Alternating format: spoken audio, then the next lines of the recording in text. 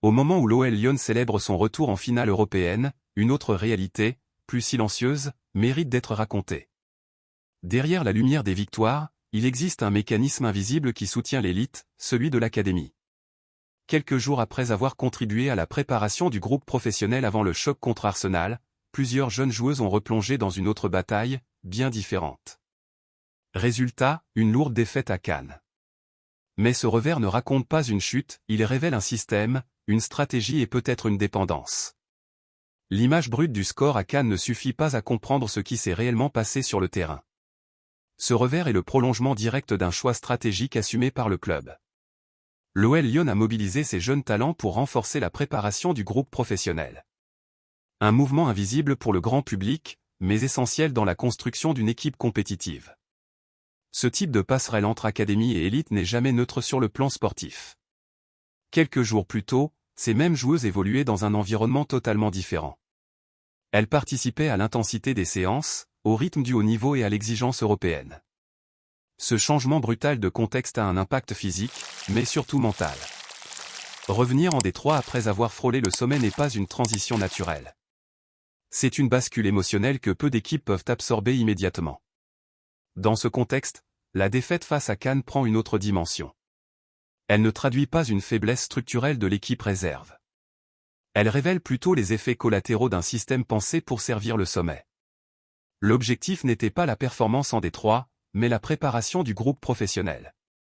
Et dans cette logique, le sacrifice devient presque une conséquence acceptée.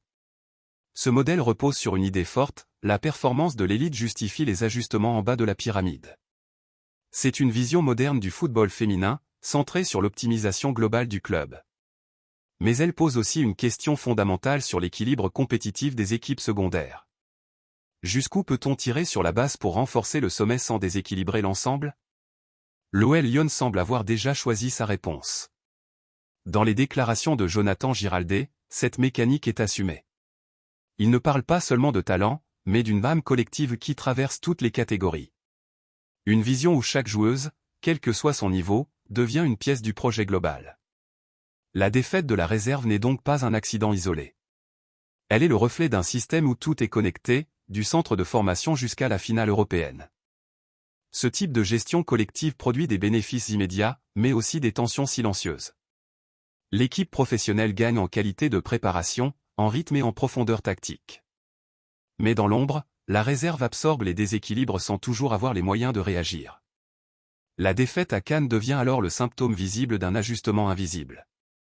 Un prix payé loin des projecteurs pour nourrir une ambition européenne. Sur le plan sportif, ces allers-retours créent une instabilité difficile à maîtriser. Les automatismes de l'équipe réserve sont perturbés par des absences et des retours constants. La continuité, essentielle dans les divisions inférieures, se fragilise progressivement. Chaque match devient une équation nouvelle, sans repère fixe ni hiérarchie stable.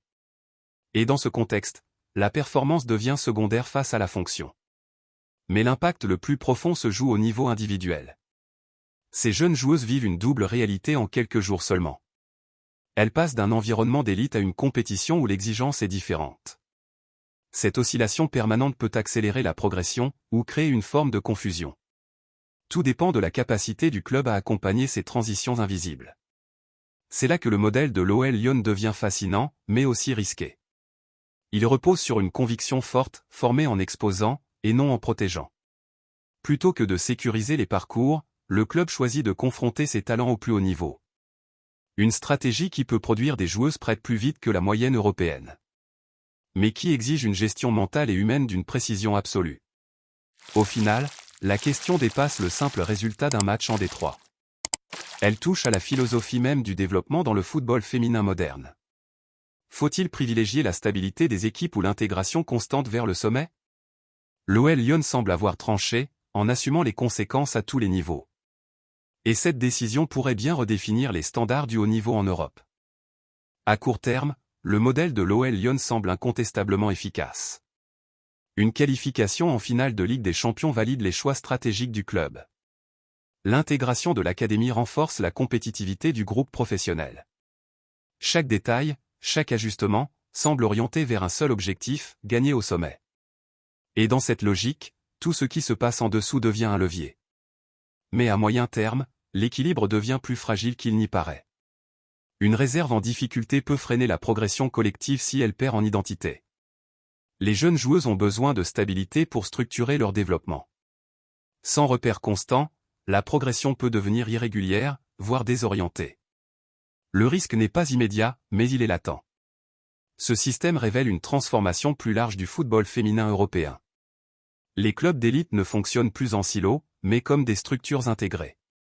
La frontière entre formation et haut niveau devient de plus en plus fine.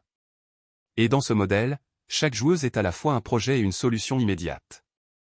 Une évolution qui accélère le jeu, mais complexifie sa gestion humaine.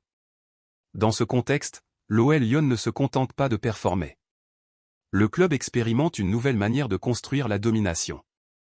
Une domination qui ne repose pas seulement sur les stars, mais sur la profondeur du système.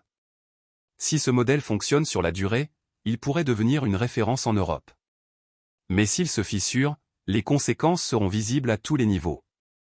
Finalement, la défaite à Cannes n'est pas une anecdote isolée. Elle est le reflet d'un choix structurel assumé, presque philosophique. Sacrifier une partie pour renforcer l'ensemble, sans garantie d'équilibre parfait. C'est le pari de l'OL Lyon aujourd'hui, gagner maintenant, tout en construisant demain. Et comme tout pari ambitieux, il ne sera jugé qu'à l'épreuve du temps.